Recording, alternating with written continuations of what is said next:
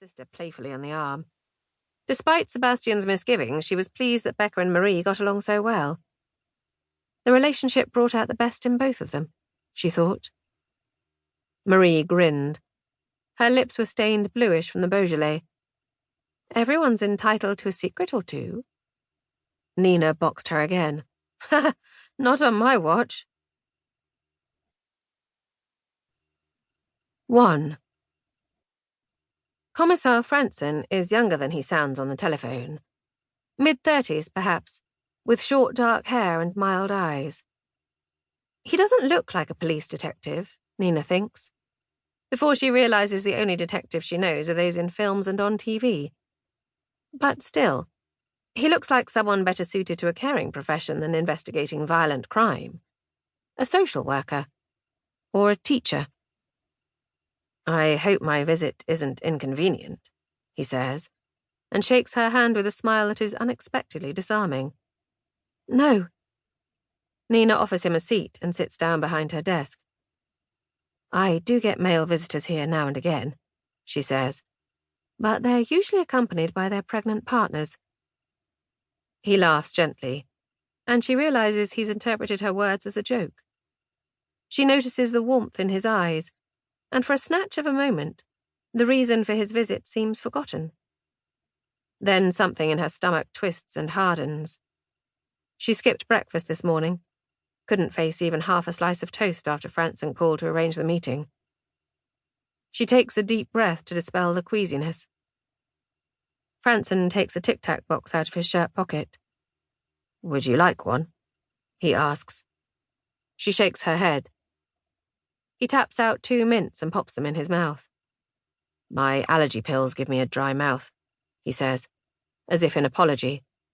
Then he chews the mints, swallows, and clears his throat. Dr. Bergmann, I'd like to ask you some questions about your sister. He pauses. She has been expecting his words, and yet they hit her with force, like the unanticipated shock of bumping painfully into the corner of a chair in the dark. When was the last time you saw Marie? He asks. Before the attack. Nina takes a breath. Her throat is hot and tight, and it's an effort to push out the words. Last week, Wednesday, she came for dinner. To your house? Yes. Then you'll know that she was pregnant. Nina is not prepared for this.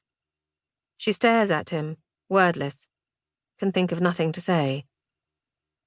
Approximately 10 weeks, he continues after a pause, his eyes resting on her. He seems to be expecting a reaction. He waits for a moment, then clarifies. You didn't know? She shakes her head. So you're not close? He asks. Then, what's the age difference between you and your sister?